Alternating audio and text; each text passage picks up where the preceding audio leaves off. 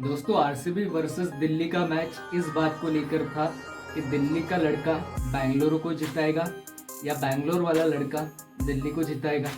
कहानी कुछ यही निकली कि बेंगलोर वाले लड़के ने बेंगलोर के सामने बेंगलोर की क्राउड को कर दिया और दिल्ली 4 में से 4 मैच जीतकर फिलहाल इकलौती टीम बनी है जो अनबीटन है। कमाल है यार, मतलब केएल राहुल की बल्लेबाजी को देखकर आज कहने को मन कर गया कि यार form is temporary but class is permanent. RCB ने 164 रन का जब टारगेट दिया था उस वक्त यह लग रहा था कि शायद ये टारगेट बहुत छोटा है, क्योंकि चिन्नास्वामी जो स्टेडियम है वो उसकी बाउंड्री काफ़ी छोटी रहती है दोस्तों। बट आरसीबी ने शुरुआत में बड़ी ज़बरदस्त की थी। 3 ओवर 3 गेंदों में 60 रन ठोक दिए थे। मतलब आरसीबी का आंकड़ा अगर आप देखोगे शुरू के 3 ओवर में और आखिरी के 2 ओवर में तो आरसीबी ने तकरीबन 90 रन ठोके हैं। लेकिन बाकी के जो 14 ओवर थे उसमें आरसीबी ने डीसी ने आरसीबी को घोड़ा बना दिया, खत्म कर दिया। लेकिन इसके बावजूद टीम डेविड ने जब जैसे तैसे 164 रन पहुंचाया तो ये उम्मीद जगी कि यार कहानी बन सकती है। 164 जो है वो बन सकते हैं, क्योंकि फैफ डू प्लेसिस 2 रन पर, फ्रेजर मैकगर 7 रन पर और उसके बाद अभिषेक पोरेल 7 रन पर चल दिए। खुद कैप्टन अक्षर पटेल एक फर्जी शॉट मार के सामने आउट हो गए और मामला उस वक्त बड़ा ज़बरदस्त हो गया, क्योंकि 58 पर 4 हो गए थे। 9 ओवर में 58 रन 4 विकेट। लगा कि मैच निकल गया। अब कहाँ जीतेंगे भाई साहब, अब तो मामला गड़बड़ा गया है। दिल्ली 58 पर 4 है, लेकिन फिर केएल राहुल ने वक्त बदल दिया, हालात बदल दिए और आरसीबी के जज्बात भी बदल दिए और बताया कि वो कितने बड़े हैं। वो बड़े होते हैं, मतलब क्या खिलाड़ी है यार, क्या खिलाड़ी है। आप ओपनिंग करवा लो वो हिट है, आप 2 नंबर पे उतरवा लो नॉन स्ट्राइकर पे वो हिट है, 3 नंबर पे उतार लो वो भी हिट है, 4 पे उतार लो वो भी हिट है। और यार बहुत अंडररेटेड प्लेयर है। 53 गेंद पर 93 रन, 7 चौके 6 छक्के। और तब यह जब पहली 30 गेंद पर केएल राहुल ने 30 रन बनाए थे, लेकिन उसके बाद बारिश आती है और उसे एक बारिश के ओवर में मैच पलट जाता है। 15वां ओवर होता है, घोड़ा गणित जो है वो शुरू होता है और खबर आती है कि भैया केएल राहुल कि दिल्ली को इस ओवर में 10-12 रन चाहिए, क्योंकि अगर दिल्ली 15 ओवर में 115 नहीं बना पाएगी तो बारिश होने की स्थिति में वो मैच हार रहेंगे। जी हाँ दोस्तों, और सबकी निगाह होती है कि क्या होगा। सामने गेंदबाज होते हैं जॉस हेजलवुड और हेजलवुड कमाल के बॉलर हैं, ऑस्ट्रेलिया के तेज गेंदबाज हैं।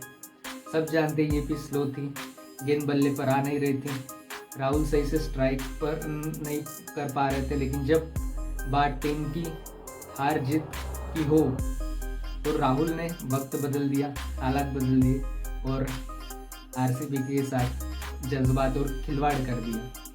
नतीजा यह रहा कि पूरा मैच पलट गया। पहली गेंद पर चौका, दूसरी गेंद पर चौका, तीसरी पर डबल चौकी, चौथी पर डबल, 5वीं पर चौका और 6ठी पे फिर दोस्तों छक्का। नतीजा 22 रन हेजलवुड के सामने। और यकीन मानिए यही वो ओवर था जब मूवमेंट बदल देता है और हालात बदल गए और जज्बा बदल गया और यही से मैच जो है वो पूर्ण तरीके से दिल्ली के फेवर में चला गया। दिल्ली ने यही इसी मूवमेंट पर जो मैच है वो अपने नाम कर लिया और राहुल ने बताया कि बेंगलोर का जो लड़का है आज दिल्ली की जीत की वजह बनेगा। हाँ दोस्तों,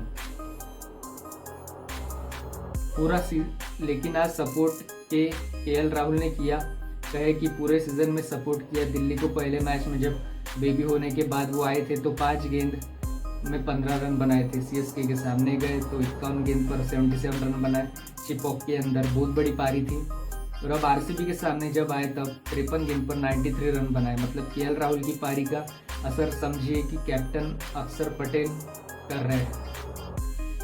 यार वो कह रहे थे कि भाई मैं बहुत खुश हूँ यार, बहुत खुश हूँ इसलिए क्योंकि मेरे पास एक ऐसा खिलाड़ी है जो कहीं भी खेल सकता है। वो खुद अपने आप को कोस रहे थे कि मैंने ये जो बाकी प्लेयर थे वो उल्टा सीधा शॉट खेलकर आउट हो रहे थे, लेकिन इसके बावजूद केएल राहुल ने सिर्फ मैच नहीं संभाला बल्कि मैच को फिनिश भी करवाया। दोस्तों, मैच संभालना अलग होता है और मैच फिनिश करवाना एक बहुत बड़ी चीज़ होती है दोस्तों।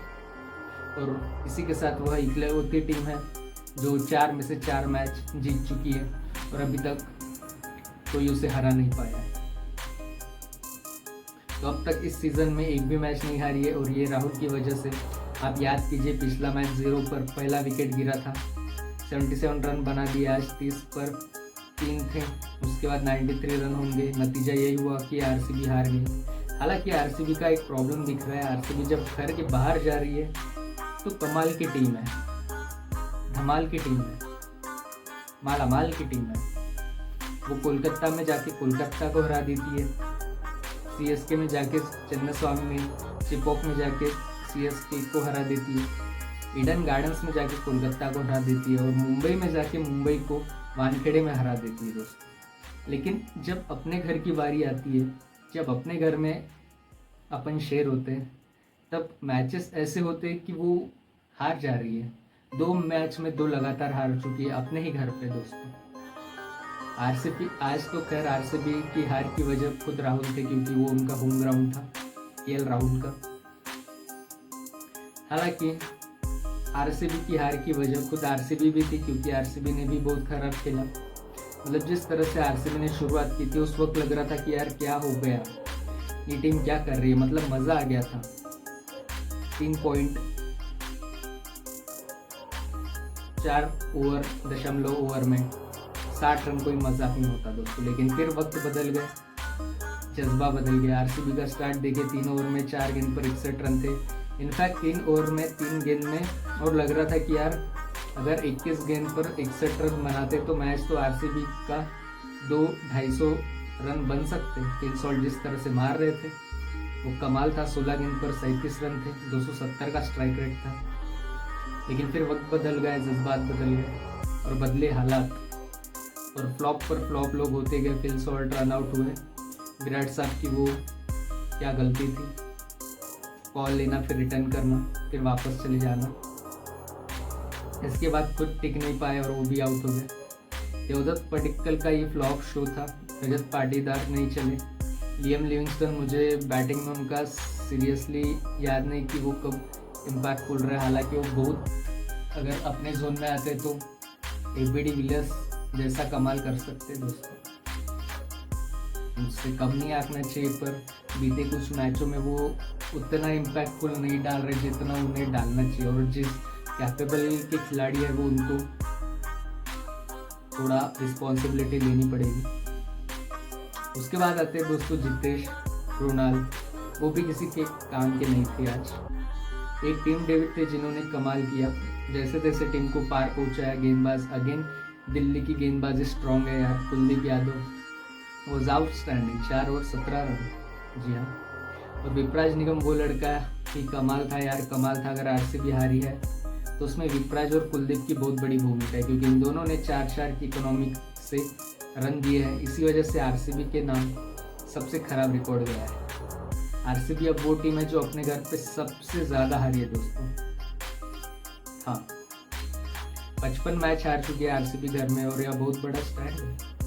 हालांकि आज दिल्ली और आरसीबी में जो भी हार था उसका नाम शर्मनाक रिकॉर्ड था, क्योंकि दिल्ली अरुण जेटली स्टेडियम में 44 मैच हार चुकी है और आरसीबी अपने घर पे 45।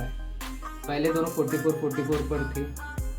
अगर जो भी मैच हारता वो यहाँ से गायब होता, बट यह मैच वो हारे और हारने की वजह आरसीबी है, क्योंकि केएल राहुल ऑक्शन में अवेलेबल थे, उनको लिया नहीं। बैंगलोर के बंदा अगर बैंगलोर में नहीं खेलेगा तो बैंगलोर के अगेंस्ट कहर तो ढाएगा दोस्तों। बहुत सारे लोगों का मानना था कि केएल राहुल को ना लेना गलत था, वो जानते थे और टीम को बदल सकते थे। फिलहाल कई ऐसे भी लोग हैं जो केएल राहुल को इंडियन टीम के कीपर पर तौर पर नंबर 1 चॉइस मान रहे हैं, और मैं भी मानता हूँ। कई लोग ऐसे जो मान रहे हैं कि राहुल का बैटिंग करना, केवल फोकस करना और कैप्टनसी से दूर जाना उनकी बैटिंग के लिए कमाल है। बट इस कम ही कूल ही, इस क्लासी, इस कंसिस्टेंसी तो ये अपने आप में कमाल है। वैसे ही कमाल जैसे डेविड है, टीम डेविड। मुंबई वाले बेचारे सोच रहे होंगे कि यार हमने टीम डेविड को क्यों दे दिया और विल जैक्स को क्यों ले लिया, बट ठीक है, उन्होंने हाथ वाथ भी मिला रहे थे, खुश हो रहे थे। पर चलो कोई नहीं, आरसीबी की डीसी की केएल क्लास से हार। RCB versus DC, Delhi wins their 4 consecutive match. DC is the only unbeaten team in IPL 225 so far.